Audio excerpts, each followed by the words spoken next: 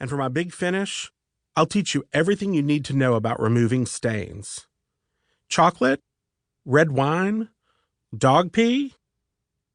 Remember that pile of dirty clothes on the floor? It's calling to you. There's no time like the present, so let's get started. My cast of characters. With any great Russian novel, you'll likely find a cheat sheet of characters, reminding you who everyone is, particularly the secondary folks who only pop up every now and then. For Laundry Love, I thought I should do the same, especially since so many of my stories star women. Wait a second, who's Ruby again? So, taking my cue from Tolstoy, my list includes personal descriptions, each one's relationship to myself, and sartorial or clothing preferences, of course. Feel free to refer back to the list whenever needed. Granny Dude. While my mom's given name was Irene, I always called her Granny Dude. She was the matriarch of our family and well respected by everyone she knew.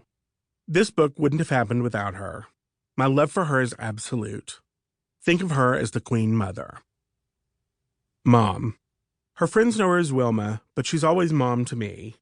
Mom loves beautiful clothes and beautiful living. She gave me an incredible childhood, and she influenced me in many ways with her sense of style. If you want to know what a true Southern lady looks like, just look her up. She's like Jackie Kennedy with a Southern drawl. Nancy. Nancy is married to my dad, but calling her my stepmother seems cold and impersonal. From the time I met her when I was 12, she's been warm and loving. If you visit, she'll have your favorite food waiting. Think of her as Florence Henderson in the role of Mrs. Brady. Granny Martha. Old-fashioned and Appalachian. My dad's mom doted on me and truly would have let me get away with murder. In my mind's eye, I always think of her in a day dress and an apron, cooking soup, beans, and cornbread. The stuff of legend. She would have fit in perfectly on the Waltons. Roberta. I looked out with Roberta, Nancy's mom, as well. She was warm like Nancy and I loved her. An upholsterer by trade, she was infinitely talented with fabric and thread, so we shared that passion. The spunky character of Idgie in Fried Green Tomatoes reminds me of Roberta. In a more modern time, she would have kicked the heck out of the glass ceiling. Ib. Granny Dude's best friend's name was actually Ibby. How wonderful is that? Fun and spirited with a mischievous side, she always wore great perfume and made the best red velvet cake. For my birthday, Thanksgiving, and Christmas. Combine the personality of Auntie Mame and the style of Aunt Bee from the Andy Griffith Show, and you've got Ib. Ruby.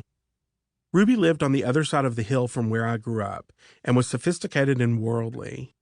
She taught me lessons about style and polish that I still use today. When I first read Truman Capote's A Christmas Memory, I immediately thought of my relationship with Ruby, but you can think of her as Katharine Hepburn. Louise. My mom's middle name is Louise because of this Louise, a friend of Granny Dude and Granddad. Louise treated my mother like a really lucky niece, and I grew up thinking of her as a bonus grandmother. Imagine her like Julie Andrews as Maria von Trapp, but maybe B. Arthur too, since Louise could command a room. The professors. 3 University of Kentucky professors had a profound influence on me. Mrs. Karin Ketch taught fashion and merchandising, had a big laugh, and loved to talk about clothes, fashion, and the runway. Dr. Kim Spillman offered an intellectual approach to apparel and the garment industry, and I learned a great deal from her about why we wear what we wear, which has had a major impact on my approach to dressing. And Dr. Elizabeth Easter knew absolutely everything about textiles.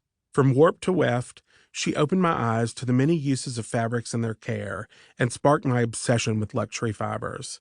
I still to this day want a vicuña coat. Marion, Ross's mom, more on Ross in a minute, was the daughter of 2 Sami parents who immigrated from Finland to the United States and ended up living in northern Minnesota. While I only knew her for a few years before she passed away, I loved her sense of fun and her mischievous wit. Finally, there's one more person I must mention. My love, Ross. Ross is the funny one, the one who allows me to follow my passions, the one who makes me want to do laundry.